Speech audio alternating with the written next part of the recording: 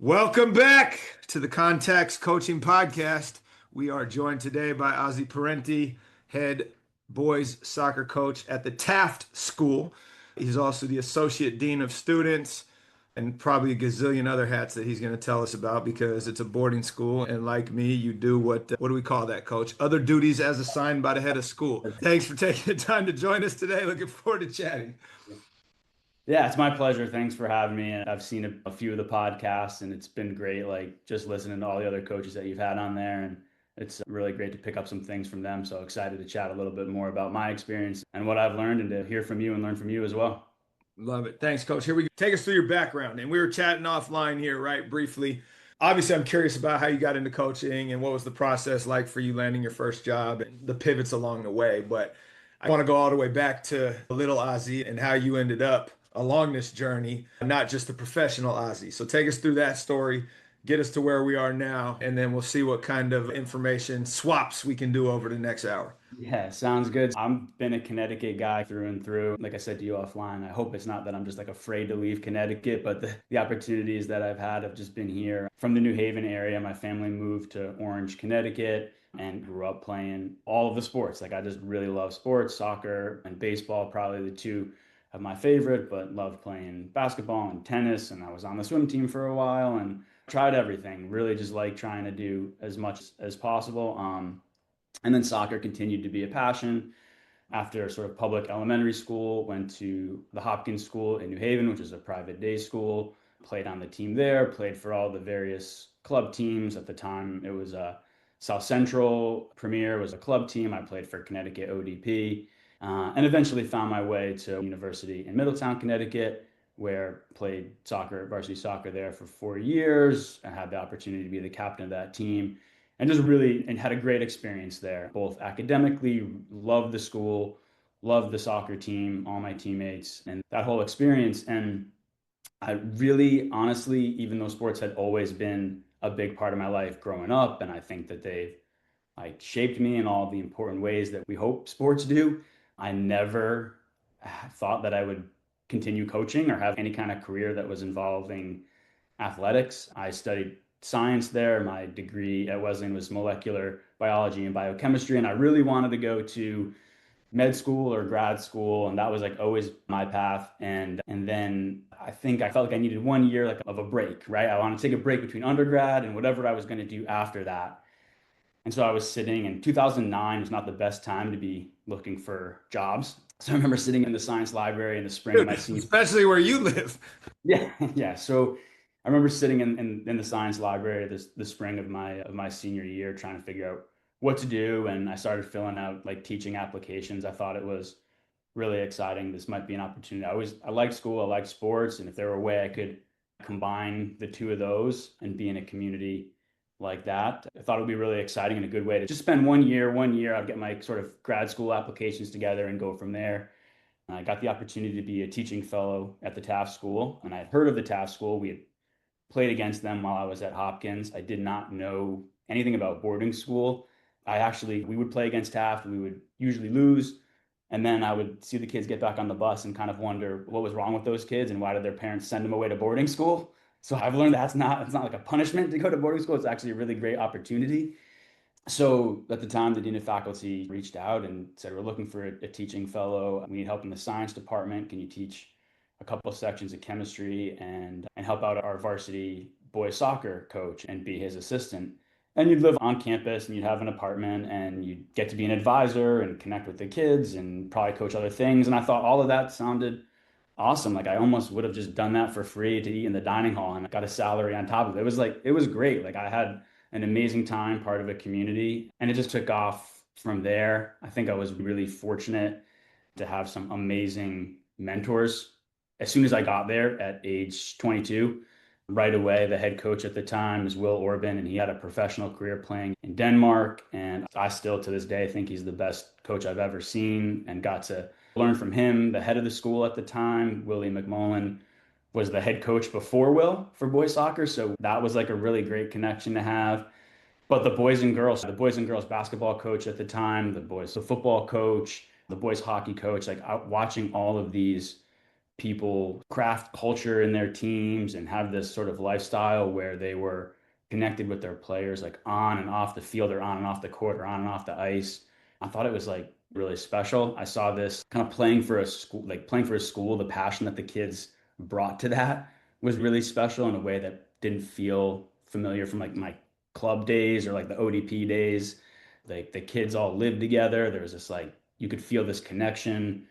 It felt like the effort and the performance really mattered. Like people in the community were really excited and invested and turned out to watch the games. And so like I just did after that first year, it was great. I'll do one more year and then I'll apply. And now, yeah, now I'm in my 17th year at 17 Taft. years later. Yeah, exactly.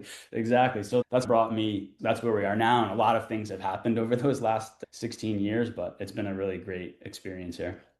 That's awesome. I'm curious as we just start pulling at threads of some of this stuff. You say you're from New Haven, and this is probably an inappropriate question for the pod, but outside of Yale, what else is in New Haven? Is there industry? I know it's one of the bigger cities in Connecticut, but as a naive Californian like you haven't left Connecticut, I haven't left California. What else is there?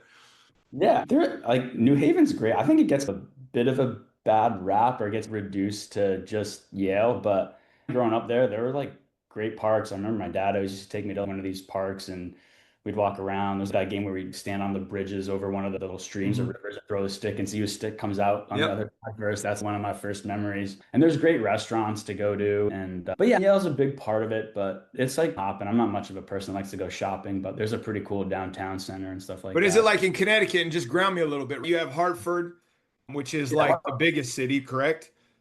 yeah. I'd say so. I don't know if it's like the biggest in terms of population or size, but Hartford's like north central, Yep. New Haven, south central. We're in the middle of those in a way, a little bit further west. Yeah, we're closest. Waterbury is like Yep. we're near, Okay. but yeah, All right, interesting. Yeah, so I just again, so like where Stanford's at, right? It's right in the middle of Silicon Valley, right? So it's like kind of the hub there. And Harvard's wherever down in Boston, and that's like big city. But New Haven's got this identity, right, based on partly the university. But I've never right. really thought to ask. They got pizza that's really good. I've been there. But what else is like what pulls people there? But Yeah, anyway, yeah. neither No, here I nor mean, there. yeah, Let me, as you got to the school and as a fellow, yeah, you have some job description. It's defined, but then there's some gray and some, hey, can you do this? Can you do this? Yes, I can. Yes, I can. And you mentioned I've coached soccer, I've coached hoops, I've coached softball, I've coached track and field. Can you just give us a little background into how all of those have come together over that 17 years and how your plate, let's call it, has shifted, right? So, like right now, you're coaching varsity boys soccer team, you're the associate dean, you're probably not doing an additional sport, maybe you are, but leading up to that, it was like probably every season. yeah. Yeah, I mean, I think that first of all, I think you're definitely right when you start out as like a teaching fellow, and I think like in any company that you're new to, especially if you're the youngest one, the least experienced one, you just want to help out. I don't think it's any different than being a new person on the team. Like you just want to pull your weight and be involved. And so I remember, I mean, we one of a couple big things that we do and some of the traditions that we have at Taft, like we have a pep rally the night before we played Hotchkiss, and like I was like, who wants to MC that? I'll do that. I'll help out with that kind of stuff. Who wants to run an event at field day? I'll do that. Who wants to drive the kids to here? So that started like just trying to be helpful. And then I think as you start to, for me, as I started to really believe in like the whole of a boarding school education and the sort of really specific to Taft and the culture that we have at the school, like I was just excited to participate more and be involved in more decisions and have a seat at the table, not out of trying to find more power, but just like enthusiastically wanting to help and believing in it. Yeah, that first year, I was the assistant boys varsity soccer coach. I was the thirds basketball coach. I helped out with the track and field team, even though I'd never run track because I'd always played baseball. But that was really cool. And I just remember working out with all of the guys on the team. And then I think both in the academic piece or the residential piece and on the coaching side of things, whenever there was like an opportunity to do something like, and I felt like it was going to help me learn, like I wanted to do it. If there was an opportunity to be a dormitory head, like I raised my hand because I felt like I'm gonna get to know more kids. I'm gonna get to have more leadership experience. I'm gonna manage adults. I'm gonna get to design some activities, somewhat of a curriculum. I'm not like a basketball mastermind by any stretch, but the opportunity to coach with the JV team, I was like, yeah. And that became a training ground for me to try like new things and different things and practice being a coach. And I would take it pretty seriously and in a good way. And I think the kids want, it's like thrived off of that. Like they don't want a coach to show up, even if it's thirds. Oh, this doesn't matter. It's only thirds. So tried to bring some good energy to that. And yeah, and different as you hopefully do, Taft is a really good place where you can gain more responsibility and more opportunity. And so that dorm head evolved into being a class dean. And then I really was developing a big passion for the student life of a boarding school. And that's how I wound up in my role now. No, that's awesome. And you brought up something that obviously, if you've listened to any of these, was important to me, but it's the sports sampling and cross-disciplinary, I won't even call it training, but learning and applying. And I'm going to start there and then we'll come back to some of the things I normally talk about. But you use something that I haven't heard it phrased this way, but I love the context of it was a training ground for me Yeah. to learn how to coach. So you already varsity soccer coach and you were the assistant varsity soccer coach before. And I don't know when you stopped coaching other things, but I will say this and then I'm going to ask my question. For years, I was the varsity boys basketball coach and I coached the middle school girls team at the same Right. time. And it was exactly for what you said because I found a lack of alignment in my approach emotionally when I coached the middle school kids and the high school kids. And I was able to dial it back to somehow I've put this added expectation on the varsity team. And so I respond differently to the same mistake, right? And it's like, how do I bring those into alignment? And so, what are some things that you were trying out on the thirds hoops team that ultimately have informed your approach as a varsity soccer coach? Because you're right, like I felt way more free to just do whatever I wanted without worrying about outcome. Let's say to lower the level that I was coaching. So, I would love to hear, right, over this 13 years now as the head coach Yeah. how many years were you still had a foot in these other things and you were like, you know what, I'm going to try this out over here and see if I can translate it. Yeah. I'm trying to think about, I think up until about COVID time. So maybe like halfway through, I started wasn't coaching. And part of that too is because my wife and I, we had a family and she was coaching track. So like we had kids and now she's doing track and she was actually the girls cross country coach when we got married and had kids. So we had to make a decision like who was going to give up their fall season so that we could take care of our own kids. But I think about halfway, I was still coaching basketball and track. I jumped back in to be the varsity softball assistant for a couple of years. So I think that probably went up until around 2020 or so. But I think in all of those things, it wasn't so much about the drills that I was trying out because they're completely like different sports. But I think the biggest thing was like about how I interacted with the kids, the athletes, testing out like when could a kid be pushed? And if he was pushed, like how did I respond when it looked like he didn't like that? And navigating those conversations and when to give encouragement and when to be a little bit tougher and when did players want and need different things. So I think just in terms of those sort of intangible aspects about being part of a team and being in charge of a team and trying to create culture. I remember when I was coaching the thirds basketball thing, and one of the first teams I had was really cool with this thirds basketball team. I had they weren't good basketball players exactly, but they were all like varsity athletes in other sports. So it was really cool. It was like ninth and 10th graders. We had a kid who wound up playing quarterback at Duke. We had another boy who played baseball at Davidson. We had another kid on the team who wound up playing soccer at Air Force. So we had these great athletes and they wanted to compete. They just hadn't had a basketball in their hand. And so it was like they wanted to be coached hard. They wanted it to be really competitive. And I remember we were going to try to do something to honor like a player of the game, if you will. And so I got this hat from the bookstore. And we kept, every time there was a player of the game, we'd write their initials in the hat. And they got to have that in the dorm room. And like sometimes they would wear it or they would just keep it by their bed or hang it up, pin it up.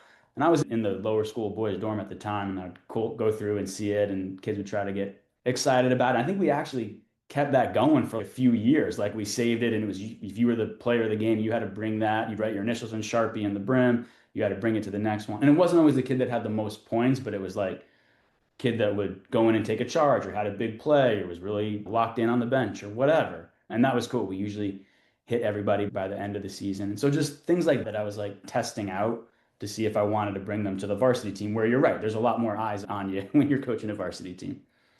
No doubt. I so doing you mentioned drills, right? They don't always translate, but I think to your point, how you interact with the kids does. And when you are looking at ways to try different things as a varsity soccer coach, you know, 13 years in, you played collegiately, you had 4 years of, to your point, you said one of the best coaches I've ever been around, and you have a background in this. It, how do you remind yourself to get back to beginner's mind and understand that the way that we've done it isn't necessarily always the right way, but it's almost like when you go into a class of, say, a college professor or one of your top end teachers at the school who can't teach the freshmen because they're too smart for their own good, right? And it's okay. When you go into that situation with the basketball and you try something because you don't know any better, you're actually like the kid playing pickup, right? Or in the sandbox, just exploring. And it's unless you're intentional about it, how do you do that? And I ask this question to the football coaches sometimes. It's, hey, when's the last time you just played 11 on 11 at practice to start? Well, we don't do that in football. Like, why not? Right. You play 11 on 11. Or the same thing. Like, I did something in my practice the other day that I haven't done in 15 years, and it was so good. I went into the JV boys practice, and I just told the coach, hey, let me do something for a second. That's right. And it was just like, I wanted to test it out and see if I was an outlier in my day or if it actually transferred. And I'm curious if you've had any of those moments, hell, recently, maybe just career wise, where it was like you went in just out of curiosity and just started getting on the etch a sketch and now have found something that you do all the time. Yeah. I think, first of all, one of the things that's I really like about our varsity program is that there is a really, I think, a big connectivity with our JV program as well. And our coach, like, I'll watch their practices, they watch our practices. We have so many guys still come up from the JV team. Our captain, one of our captains this year and last year, they both started out on JV and now they're playing in college. So, like, we still try to develop our players throughout. And in the first week or two when we have preseason, like, we're all training together. And so that's like great to have a different kind of skill set and see all of that.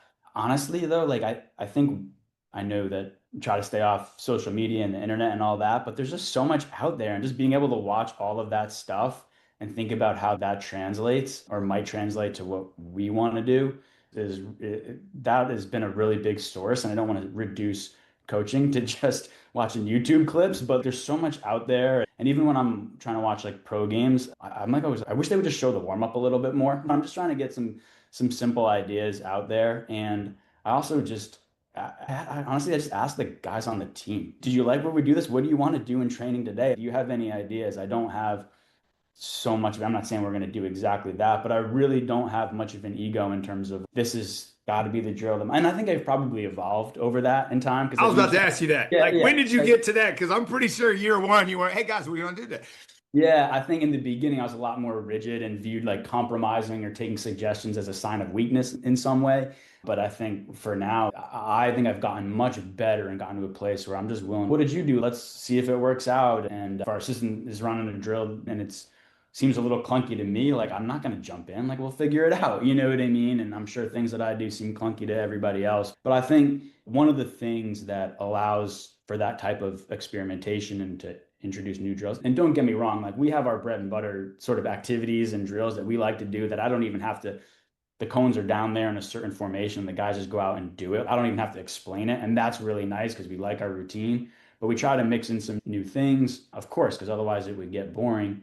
And I think developing the trust with the players, like, they're more willing to like jump in and try to figure it out themselves. And that's part of it too. I used to cut things short or jump in if it wasn't operating the way that I want. And I think I've learned as we've done new things, part of the exercise, part of the activity is letting them figure it out, right? Like, you wouldn't just give a kid an answer in a classroom. No doubt. Okay, so let's go back to the beginning. You take over as the head coach. You had 4 years of training. You have 4 years of college experience, and you're ready to go. They hand you the keys, and you realize that you're not ready because we never are. Do you remember any of those things that you were just like, "Holy cow, I did not plan for this"? And the reason I ask, Coach, is as this whole podcast was started during COVID as a project for schools like ours where you're coaching thirds basketball and you've never done basketball. And how are you supposed to figure this out? So here's this database of people that have also coached and what they needed right at the beginning. So that's the impetus of this question, right? As you move over 18 inches, like, what'd you realize you needed to figure out real quickly?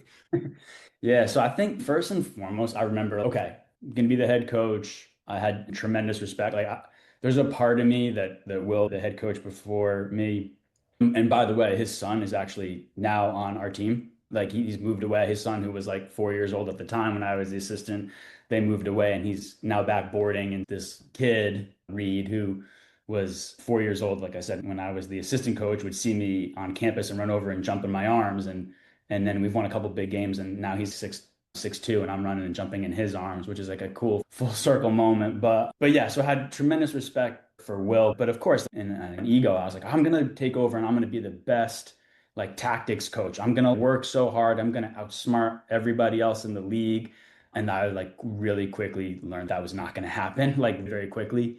And so I think definitely shifting my focus to a little bit more or much more on like building culture and our team was a really big realization. I think the other piece of it that I really needed to figure out was how to put together a curriculum and how to connect one activity to the next activity to like lesson plan would be the equivalent of it for a teacher. Like I could have one great drill and then another good drill and then we would play and there's like the kids aren't actually learning anything because there's nothing connected. So I felt good in a lot of ways because I had experience as a player. I guess maybe you don't think about that as much, or at least I didn't think about all of that, like what we were being trained to do. I was just like, okay, here's an activity, and I know I need to get more passes than the other team, and we're going to go from there. We're attacking this goal, or here are the objectives. And I wasn't really focused on how those all fit together. And so realizing that there's like actually a plan from one activity to the next, from one practice session to the next practice session, and then ultimately from like year to year, so that when the final whistle blows on the final day, like how are we going to start working to put the team and the culture and the ideas together all the way up until the final whistle blows on the end of the next season. And thinking along those lines was something that I had never done, and it took a while.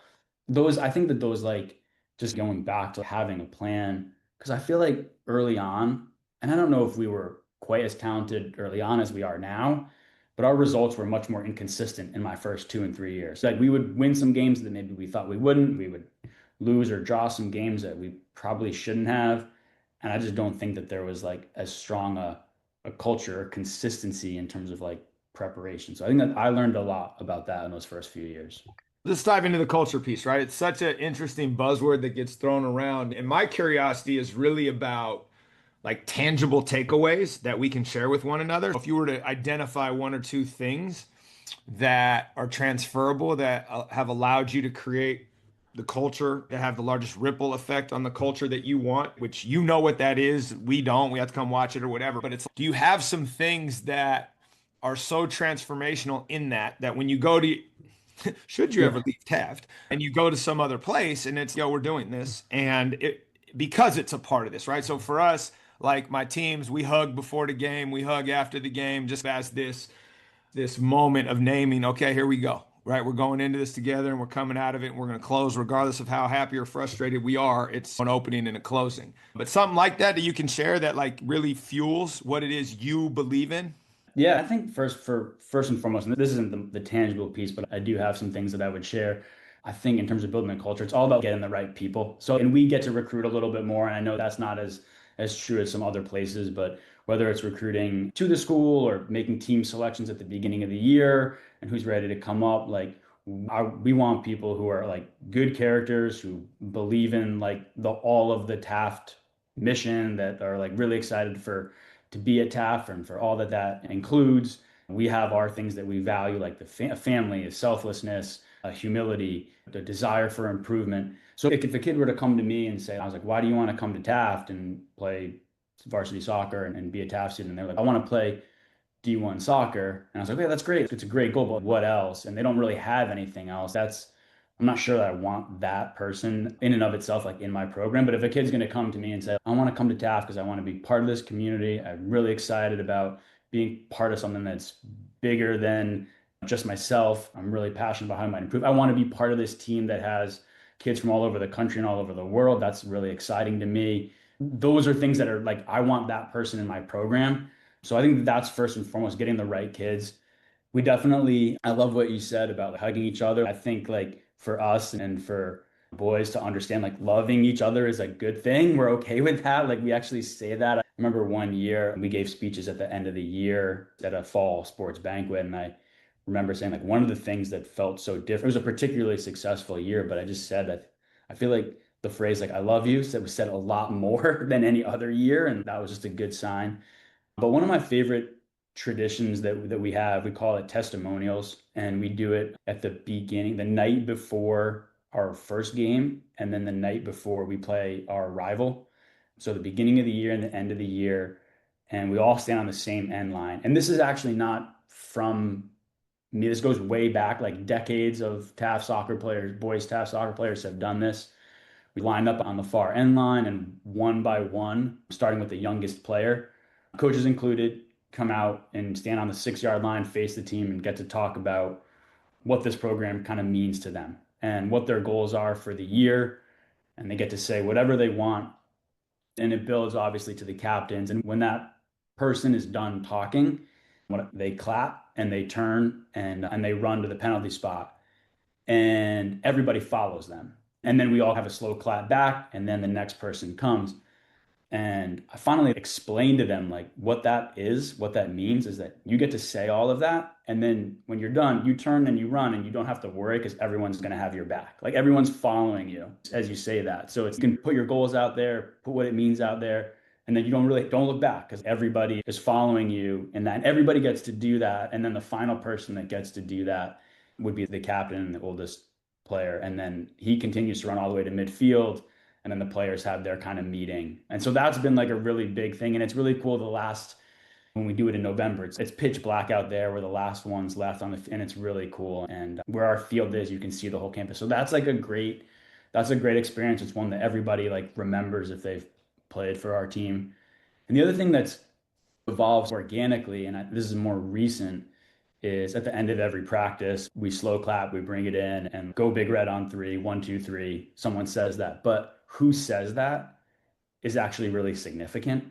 And it's the person that like had the best day. Or like saying that is an honor.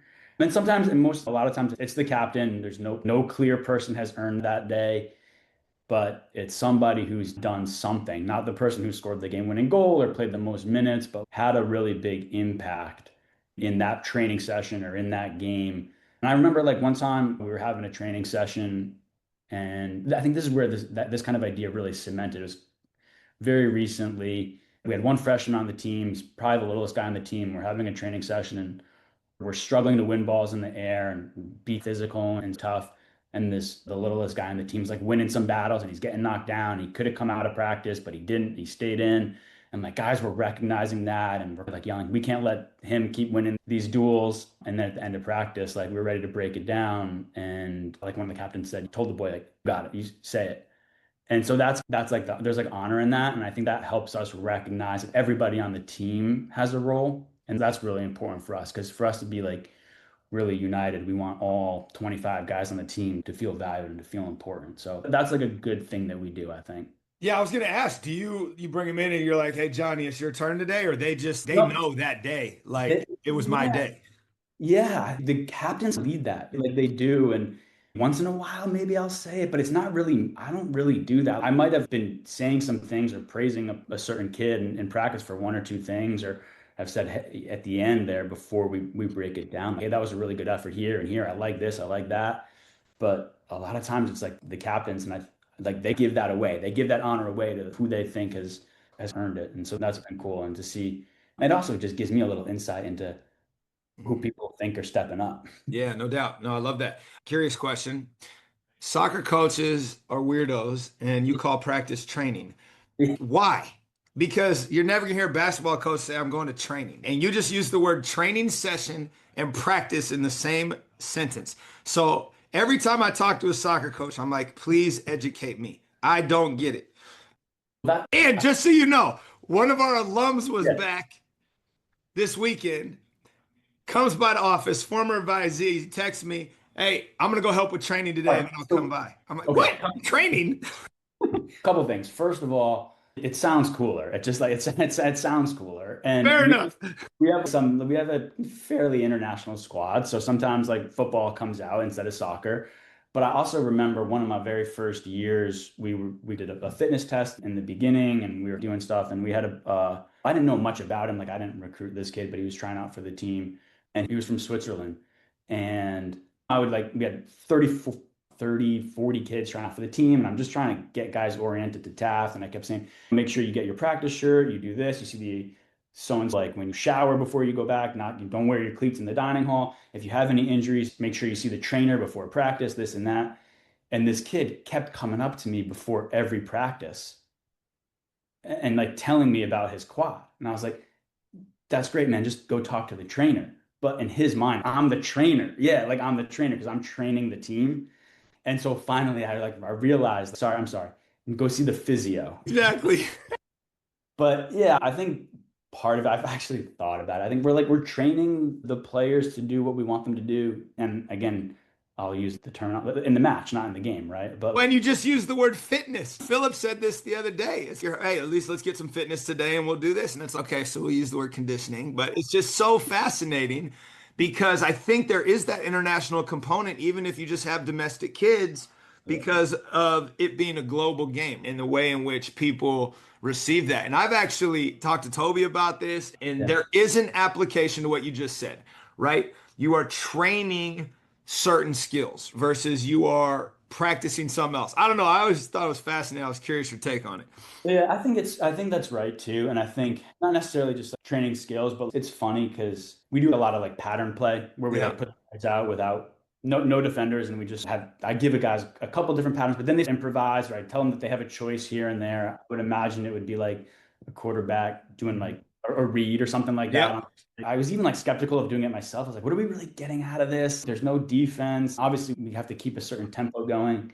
But then you started seeing those patterns just appear in the games, almost Yep. like they've been drilled or trained into them. And Yep. For sure. so that Absolutely. like, it makes sense, I guess, in a way.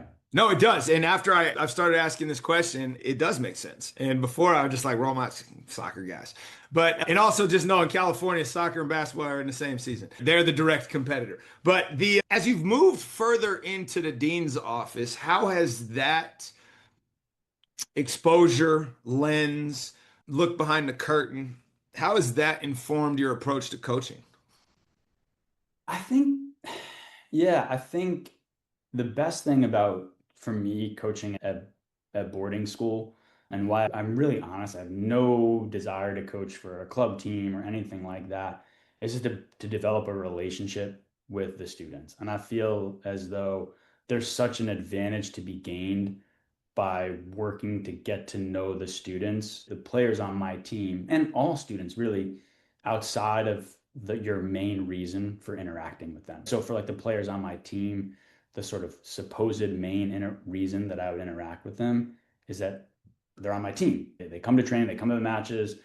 But if I take an interest in things that they do outside of soccer, my hope, and it's sincere, it's genuine, like I really care about these kids, is that will allow them to trust me a little bit more, give me a little bit more of themselves. When I make a mistake, they're hopefully more forgiving of that because they know that I hope that they know that I really care about them in all of the different ways.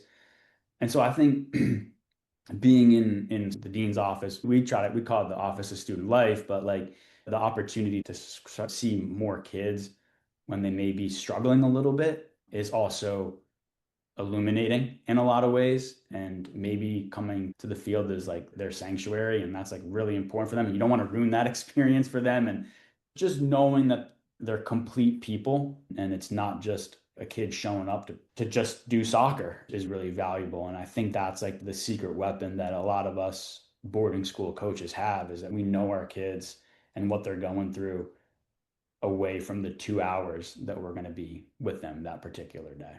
Yeah, no doubt. And I was curious because obviously you're teaching in the classroom, you have your subset of students, you have your advisory group, you have your dorm kids, you have your team. And as you zoom out a little bit and you widen the funnel, I'm just always curious what comes away from that. And actually, Erin Duffy, Yeah. our shared friend and colleague, when I first got here, she was here and she used this term I'd never heard of before after 10 years as a public school teacher, points of contact. And so in the boarding school, because you're coaching, because you are in the dorms, because you're in the classroom, you now have three different points of contact with one of your athletes in theory, right? Which then gives you more perspective in them. And so, how would you advise somebody who maybe isn't in our situation and maybe they're an off-campus coach, given the landscape of today's athletics, right? How do they do that? How do they get the hack that we have built in? Yeah, yeah. I think honestly, again, it just goes into showing that there's like an interest in something that outside of the reason that you're there. Like for instance, again, being a coach in boarding school, like I can see my kids, my athletes in the dining hall, I can see them in the dorm. But I think one of as an example, like one of the things that we do every fall, and I did it one time, and then I wasn't going to do it again, but the kids were all like, "What's going on? Are we not doing grade checks?" And that's like we in the fall when the midterm grades come out, like I checked everybody's grade and I gave out like a t-shirt or something to the top five scorers. And it wasn't always the guys who were scoring the most goals on our team or who were starting. Sometimes it wasn't, but it was a recognition of other accomplishments that they've had outside of the realm. And so I think if you're an outside coach, like asking about what is going on in their life or what they're proud of, or if you're able to understand something else to celebrate that's not specific to your role, that's really meaningful. Like when I teach in the classroom, we have games on Wednesdays and Saturdays, but on a Thursday, I come in and I'm like, hey, how did JV tennis do today? And I'm like really genuinely excited to hear like how did the play go? Or I try to get to the play and be able to comment on that. And I think showing that interest, if from what I've experienced, like kids perk up when they think you're invested in more than the one reason you're meant to interact with them in theory.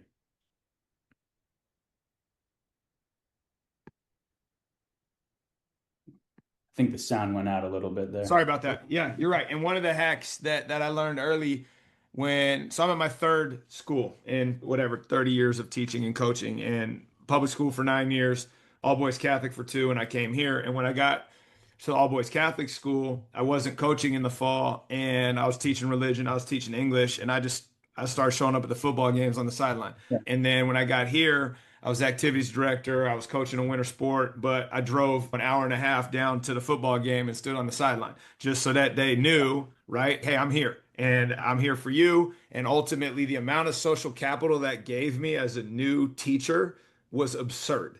And you I can't buy that anywhere. Yeah, I think that's a big part of it too. And in our office of student life, like we're trying to work with faculty members to be good advisors and to be class deans. And adults will ask, "How do I connect? How do I connect with kids? Like I'm like, there's no, you gotta Show show up. up. You gotta show up. There's nothing else. Show up to the game." And I think all of the sort of role model teachers that I have had at Taft and these legendary Taft teachers, like they're at the basketball game. They're boys and girls. They're showing up to the plays. They're at the track meets on Saturday afternoons. They're like walking all around campus.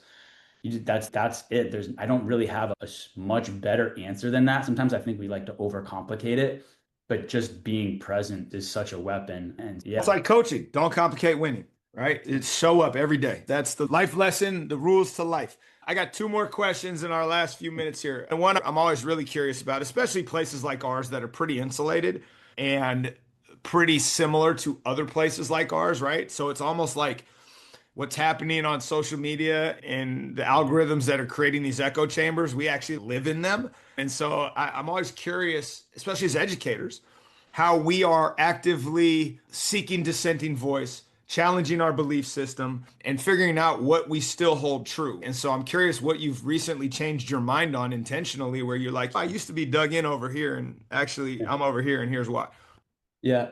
I think first of all, there's so many resources like just like on our campus, like just being able to go around. We have so many great teams, and like Taft is like incredibly it's such a great place to be a coach and an athlete. I think of on Saturday afternoons when we're playing and I can see the girls soccer team scoreboard and like I can see how they're doing and you hear the roars from football and field hockey. You see the kids coming out of the gym, the cross country team is running by our field. So we're all pushing each other and there's like really that like good support. And I think that is inspiring and wants to push you and also build some confidence where you're willing to look for a little bit of feedback here and there.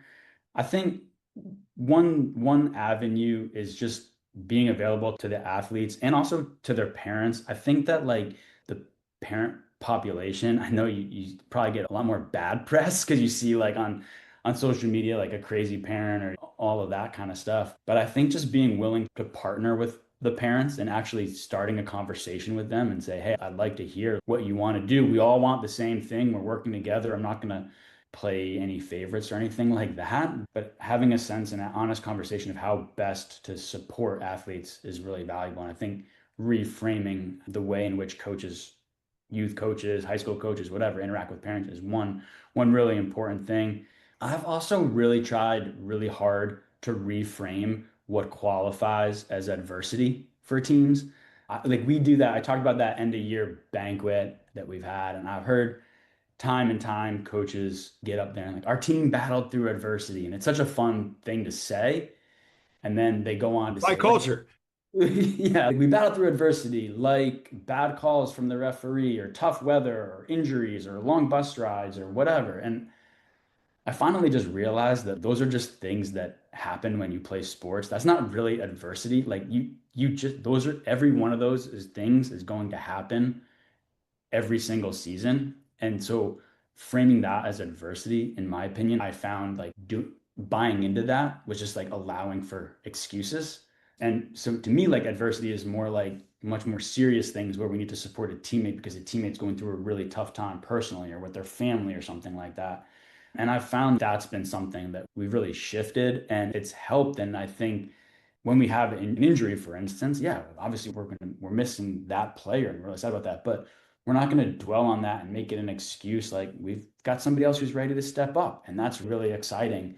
And that's not adversity per se. That's just part of the challenge of athletics, and that's why we're doing it, right? If there were no challenges, there'd be no reward, or it wouldn't be any fun anyway. So I think that's like a big thing for me. That's really a big good shift that I've had.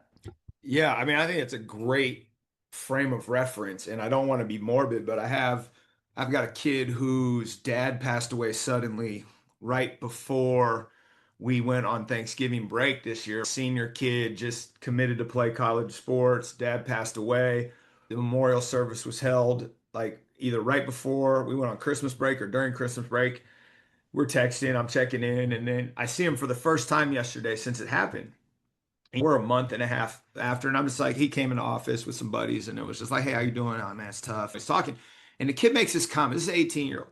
He goes, you know what's really sad is I'm just realizing that the world doesn't stop, man. And it's just like you're dealing with this brutal situation, and the world doesn't care. You still Right. gotta show up, and it's okay. If an 18-year-old can stand there carrying that weight and make that realization, it just causes us to put our petty problems in perspective. Yeah. And that's your take on adversity, right? It's, yo, man, come on. Like we Well, all and I got think, something. yeah, 100%. And I don't similar. We actually had a very similar situation this fall where we had a player on our team whose father passed away back home, and the kid like showed up to practice that afternoon, and I said, you don't need to be here. Wherever you need to be is where you need to be. Like, Mhm. and he's an amazing kid. And he was like, nope, I get it. I wasn't gonna come, but actually, this is like where I want to be right now with this group of people. And we just had this really and if he didn't want to do that, like again, whatever he needed in that moment, but we just had this really successful season where we won a championship, we were undefeated. And for me, that was like one of the biggest successes of the season, that was where he wanted to be and that was what our team was providing. And I think that's like really special. And so I want our teams to like our team is doing it right. We're not like creating and searching for adversity as excuses, but we're there to solve or address when real adversity arises. Yeah, and I think that's a great place to stop because when you started this at the beginning and you talked about relationships and building culture from the framework of that example, right, is what we should be striving towards. That Right. kid's going through probably the hardest time he's going to face in his life, and he wanted to be with y'all. And I think that's as coaches, yeah, cool. It's nice to win. It's nice to compete, but how are you creating an inclusive space where the kids want to show up? And I think our boys basketball coach does an elite job of that because even though they've struggled with outcomes, like those kids won't leave the gym and it's wild. And I think that's a great way to talk to all of us, right? What are sports about? I talk about it's a vehicle to teach leadership, followership, and most importantly, how to be part of something bigger than yourself. Yeah. Because community is what uplifts us when we need it. They're there for us when we don't think we need it. and sports allows us to do that. Yeah. Shit, man, that was long. I appreciate you coming on. We need to have this follow up one of these later on, but thank you I again. I know you're a busy dude. No, that was awesome. Thank you so much. That was really fun. It's really, like I said, it was really good for me to think about some of these things too, but push myself in a good way.